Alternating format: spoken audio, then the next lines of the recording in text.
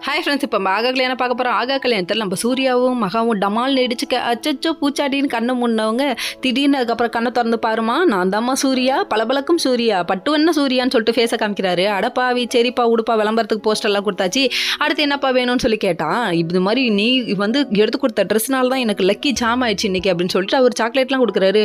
வீட்டில் உள்ள எல்லாருக்கும் ஸ்வீட்டு, எனக்கு மட்டும் சாக்லேட்டான்னு சொல்லி கேட்க, எனக்கு உனக்கு என்ன பிடிக்குமோ அதை தான் செய்வேன்னு சொல்லிட்டாங்க. அடேங்கப்பா தம்பி, எப்போப்பா மகாவுக்கு பிடிக்கிறதெல்லாம் செய்ய ஆரம்பிச்சிங்க, மகாவுக்கு என்ன பிடிக்கும்னு ஃபர்ஸ்ட் தெரியலாம் ஆரம்பிச்சிருச்சா, வேற லெவல்ப்பா, வரே வா அப்படிங்கிற மாதிரி இருந்தது.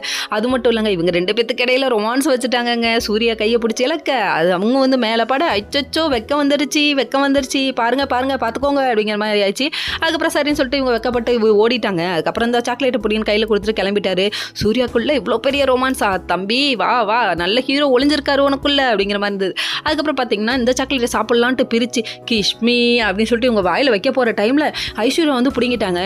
இந்த சாக்லேட்டை மட்டும் கொடுத்துட்றீ அப்படின்னு சொல்லிட்டு இவங்க ஃபர்ஸ்ட் ஒரு கடி கடிச்சிட்டு அதுக்கப்புறம் அவங்க அக்காவை கூட்டி விட இவங்க 2 பேரும் மாற்றி இப்படி விளையாண்டுருக்கா. இதை பார்த்த கோடீஸ்வரி, ஆஹா என் பொண்ணு ஒரே நாளில் ஓவர் நைட்டில் திருந்திட்டாலேன்னு சொல்லிட்டு பெருமையாக நினைக்கிறாங்க.